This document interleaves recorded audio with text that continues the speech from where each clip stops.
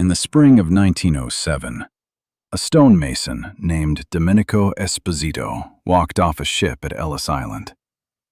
He carried $9 sewn into the lining of his coat, a single change of clothes, and the address of a cousin written on a scrap of paper he could not read, because he could not yet read at all. He was 23 years old. He came from a village above Naples, where the land had been divided so many times, across so many generations, that his father's whole inheritance was a strip of rock you could cross in 40 steps. By the time Domenico died, in 1958, in a brick row house on a narrow street in East Harlem, he owned that house, and the two beside it, free and clear. And there was money in 3 different places that even his own children never fully counted. His neighbors assumed he had been lucky, or had gotten into something. He had not.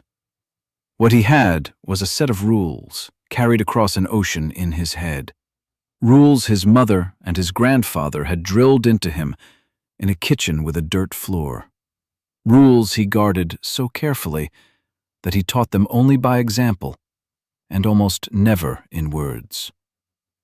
That was the whole point. They were never written down. The men and women who came through Ellis Island in those years did not trust paper, did not trust banks, and above all, did not trust anyone outside the family to know what they had. They built something out of nothing in the tenements of New York and Boston and Philadelphia and Providence, and they did it so quietly that 2 generations later, their own grandchildren grew up comfortable and forgot entirely how it had been done. We forgot. We replaced the cellar and the garden and the envelope with credit cards, and we called it progress, and then we wondered why the comfort felt so thin. Number 22 on this list was so ordinary in 1920 that no Italian family on the East Coast would have thought to mention it. And it is the single habit that quietly turned renters into landlords across an entire generation. Number 11 was a secret kept so tightly that outsiders never knew it existed. And modern researchers now describe the same practice as one of the most powerful wealth-building tools ever devised. And number 1, the rule Domenico Esposito enforced above every other, is the reason $9 in a coat lining became 3 houses on one street.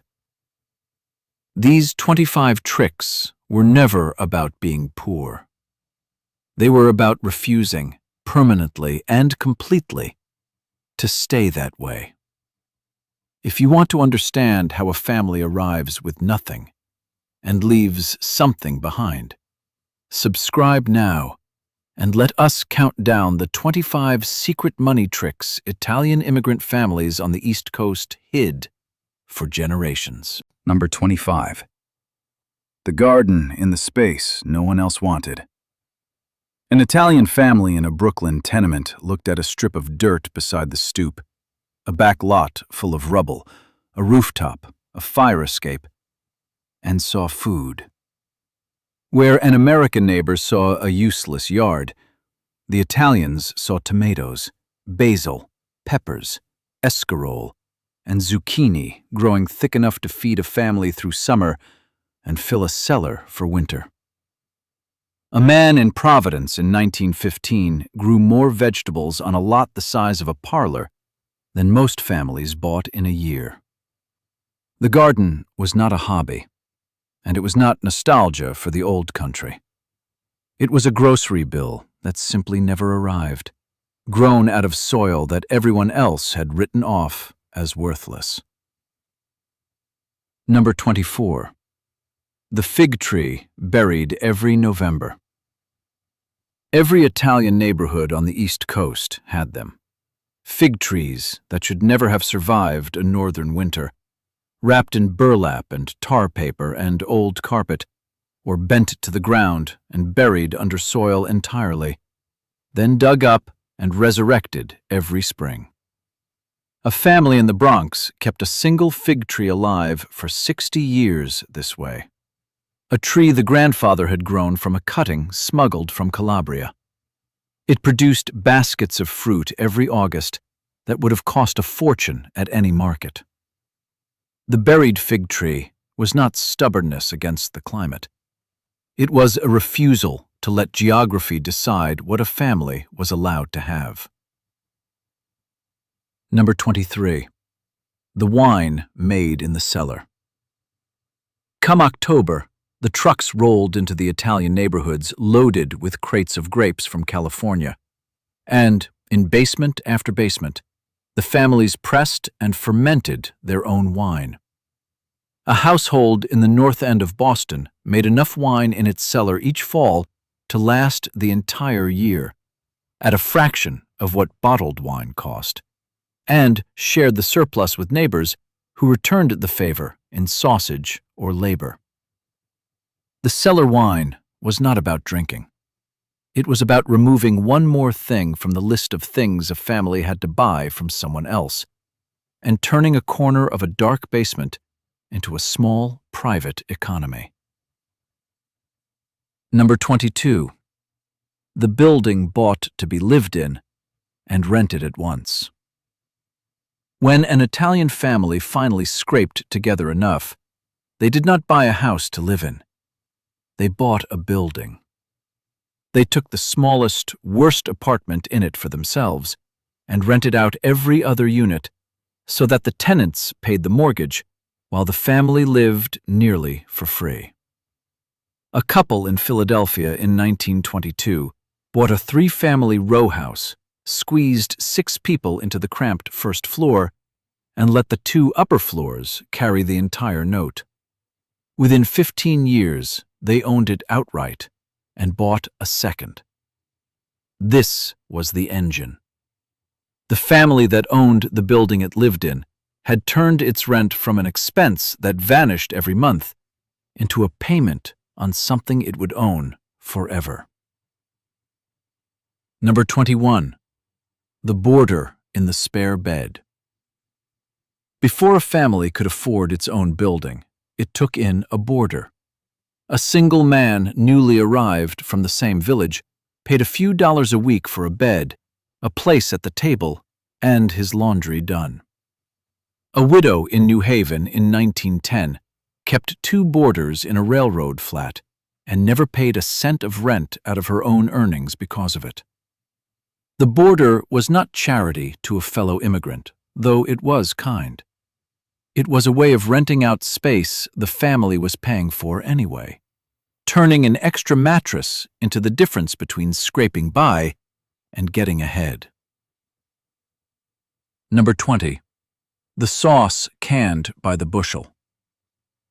In late summer, the tomatoes came in by the bushel, bought cheap at the peak of the season when prices hit bottom, and the entire family spent days turning them into jars of sauce and whole tomatoes that lined the cellar shelves until the following summer.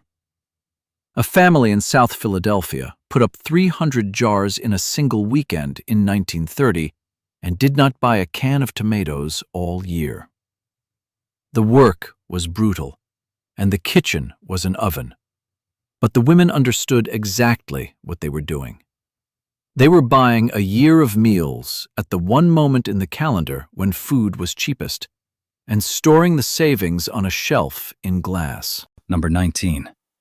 The whole pig, nothing wasted. When a family, or a few families together, bought a pig, every part of it was used. The hams and shoulders were cured. The trimmings became sausage, and soppressata hung to age in the cellar. The fat was rendered. The blood, the feet, the skin, all of it went somewhere. A household in Newark in 1925 ate from one autumn pig for most of a winter and bought almost no meat. The whole pig was not peasant habit clinging on out of memory. It was the knowledge that buying in bulk and wasting nothing was the cheapest way on earth to put meat on a table, and that a salami hanging in the cellar was money in a form that fed you. Number 18. The skilled trade brought in the head. The Italians who came did not arrive empty-handed, even when their pockets were empty. They brought trades: masonry, stone-cutting, tailoring, barbering, shoemaking, plastering. A man who could lay stone or cut hair owned a skill that needed no capital, could not be taken from him, and paid in any economy. A barber in Boston in 1912 opened a shop with almost no money because the only real equipment he needed was the skill in his own hands. The trade in the head was the one possession that survived the ocean intact, and the family that had one started every venture with the most valuable tool already paid for. Number 17. The children who worked the family business. In an Italian family, the children were not given allowances and were not kept from work to protect their childhood. They worked. They ran the register in the grocery, delivered for the bakery, stitched in the back of the tailor shop, learned the trade from the time they could be useful. A fruit peddler in East Harlem in 1918 ran his entire cart operation with his 4 children, who knew the prices and the customers by the age of 10. The working children were not free labor taken from them. They were a business being handed down a piece at a time. Number 16. The festa paid for, never borrowed for. When there was a wedding, a christening, a saint's feast, the Italian family put on a spread that astonished outsiders. Tables of food and wine and music. But here was the secret beneath the abundance. It was paid for in cash, saved for in advance, often contributed to by the whole extended family, and it never put anyone in debt. A family in Providence threw a wedding for 200 people in 1928 without borrowing a dollar, because 30 relatives had each set aside a little for months. The festa looked like extravagance. It was actually a community saving together for one another's biggest days, so that no one ever had to borrow for joy. Number 15. The Mutual Aid Society dues. Almost every Italian on the East Coast belonged to a Società di Mutuo Soccorso, a mutual aid society, often organized around the home village. For small monthly dues, the society paid out when a member fell sick, was hurt at work, or died. A laborer in Brooklyn in 1916 paid pennies a month into his society, and when he broke his leg and could not work for 2 months, the society kept his family fed. The dues were not a club fee. They were insurance built and owned by the community itself, decades before most of these families could have bought a policy from anyone else. Number 14. The gold worn on the body. Italian families put savings into gold, rings, chains, earrings, coins given at every wedding and christening. It was wealth you could wear, that paid no fee to any bank, that could be carried out the door in a moment, and that could be sold or pawned the day an emergency hit. A grandmother in the North End in 1931 quietly sold 2 gold bracelets to cover a son's debt and told no one. The gold on the body was not vanity, though it was beautiful. It was a savings account that hung around the neck, immune to a bank's failure, and always within reach.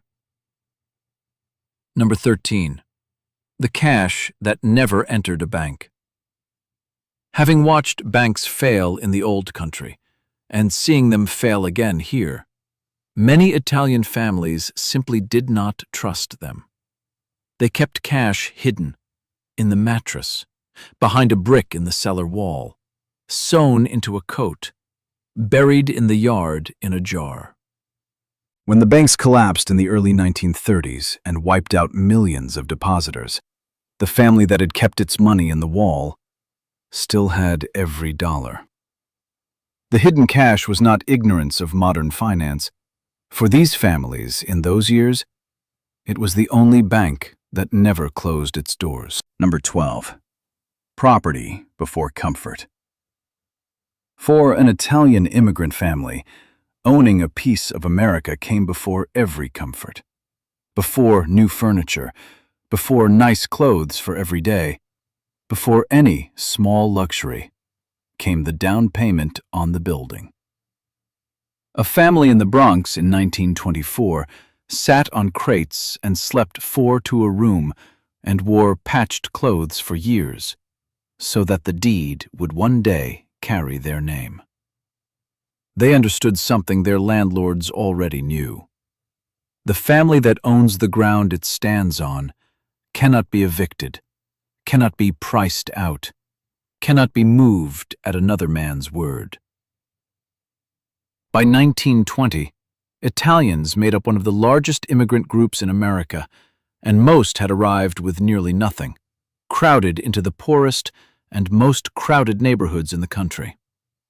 And yet within a single generation, an enormous share of them had bought property, opened businesses, and lifted their children into a security their parents never knew.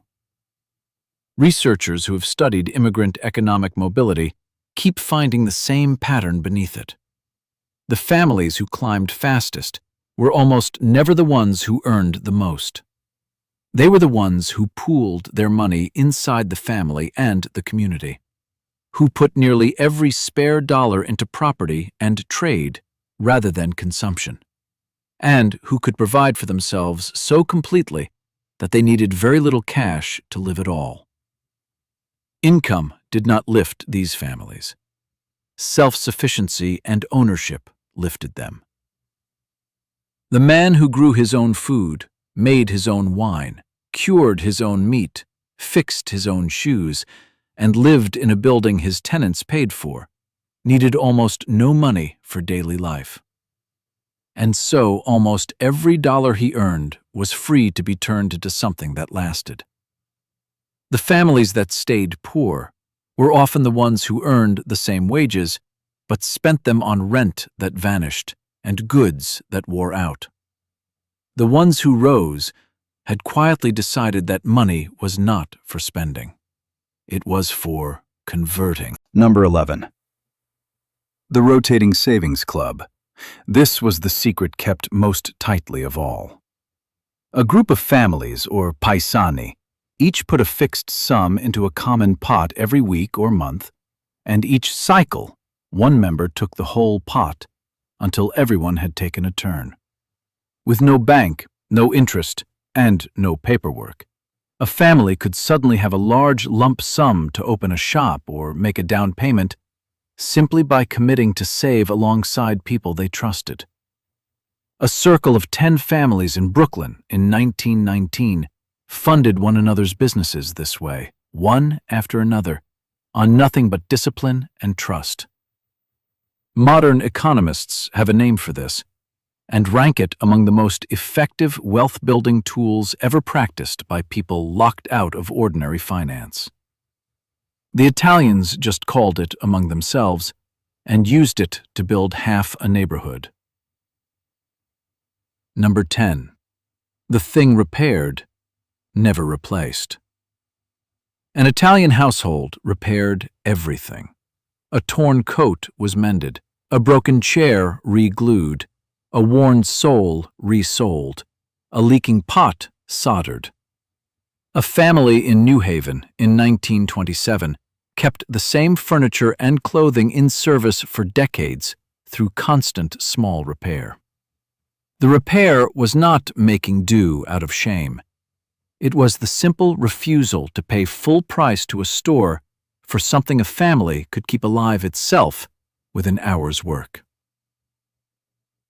Number 9. Buy in bulk, split among many. Italian families bought big and split it. A whole case of olive oil, a sack of flour, a side of beef, a crate of grapes, bought wholesale and divided among several households so everyone paid the low bulk price. The bulk buy only worked because the community acted as one buyer. And acting as one buyer is how people with little money purchase like people with a lot. Number 8. The Sunday meal that fed all week. The great Sunday dinner, the pot of sauce simmering with meatballs and sausage and braciole, was not only a feast, it was the start of a week of meals. The same sauce dressed pasta on Monday. The leftover meat became a filling on Tuesday. The bones flavored a soup on Wednesday.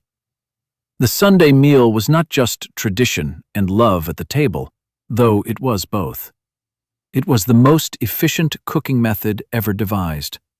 One large effort feeding a family for a week with almost nothing wasted. Number 7. The wedding gift given in cash. At an Italian wedding, the gift was money, often pressed into an envelope or pinned to the bride's gown, and the sum was understood to help the new couple actually start a household. The cash gift was not a transaction stripped of feeling. It was a community deliberately funding each new family's launch into independence, recycling money back into the next generation's foundation instead of into things that would be forgotten. Number 6. The clothes that looked better than the bank account. Italian families practiced what they called bella figura, the good appearance, dressing well and presenting with dignity in public. But the secret was that the good appearance cost very little, achieved through immaculate care, skilled tailoring done at home, and one good outfit maintained perfectly rather than many cheap ones.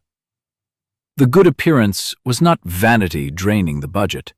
It was the opposite, a way of holding the respect of the community on almost no money.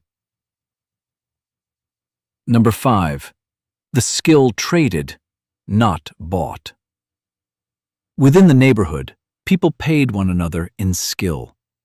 The tailor altered the barber's suit. The barber cut the mason's hair. The mason repaired the baker's wall.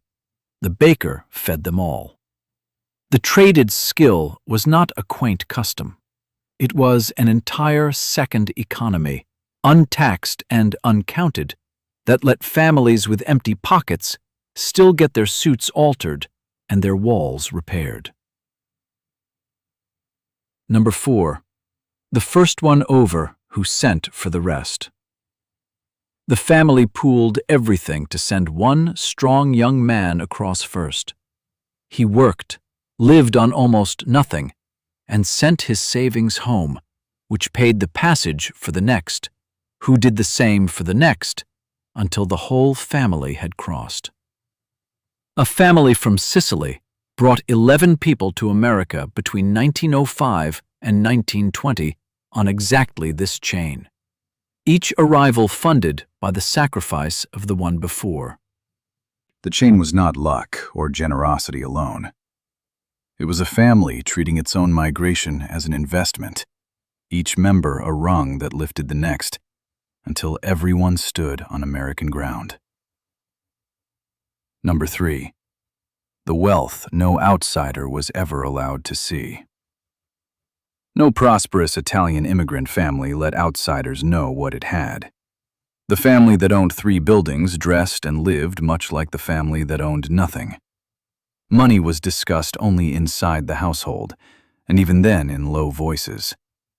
A landlord in East Harlem who owned half a block still wore his old coat and complained mildly about money like everyone else. The secrecy was not paranoia. It was protection. A wall built out of looking ordinary that kept the envious, the borrowers, the swindlers, and the curious all on the far side of the door. Number 2. The dollar that always became something that lasts. The Italian immigrant family had a rule it never spoke, but always followed. Money was not for spending.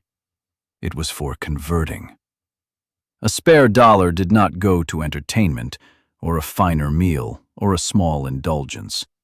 It went into the building, the business, the gold, the children's future, the things that would still be there in 20 years. The converting was not joylessness. It was the deep understanding that a dollar spent is gone in an hour, and a dollar converted works for the rest of your life and your children's lives after that. Number 1. Live far below what you earn and put the difference into what cannot be taken from you. That is the whole rule, and every one of the other 24 serves it. The garden and the cellar and the border lowered what the family needed to live. The building and the gold and the savings club gathered up the difference and turned it into something permanent. Domenico Esposito earned a stonemason's wages, never a fortune, and he and his wife lived for 30 years on a fraction of what those wages could have bought, and they put every dollar of the gap into the brick under their feet. There was no secret beneath it deeper than that.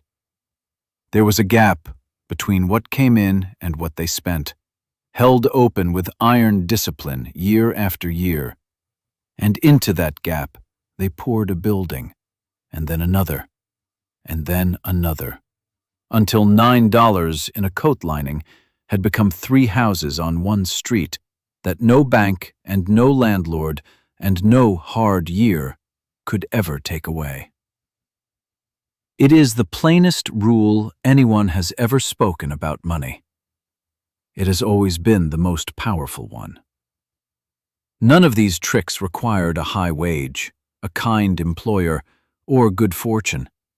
They required discipline, community, and the patience to build slowly.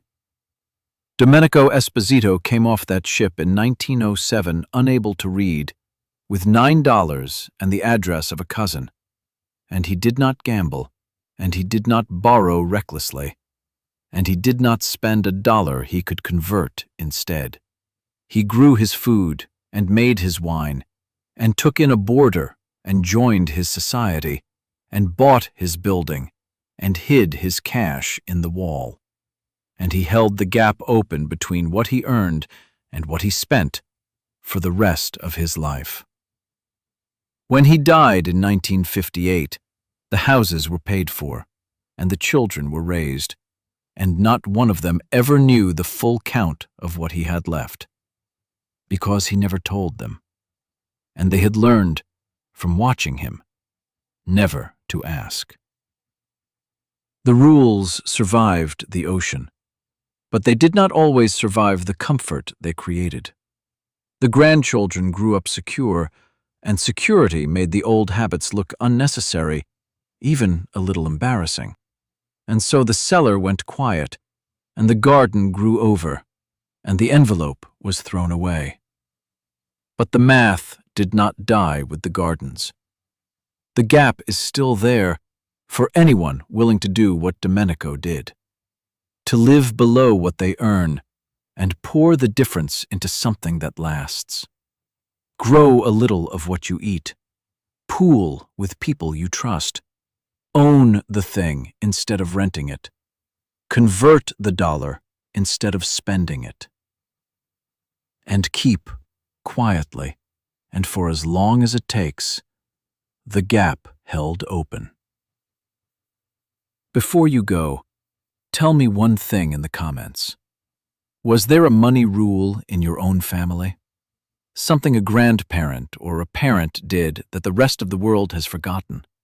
A way of saving without saying so, of stretching a little into a lot, of building something quietly that no one outside the family ever saw. Leave it below. Somewhere in this comment section is a rule worth more than anything a bank will ever tell you. And the only way the rest of us will learn it is if you write it down.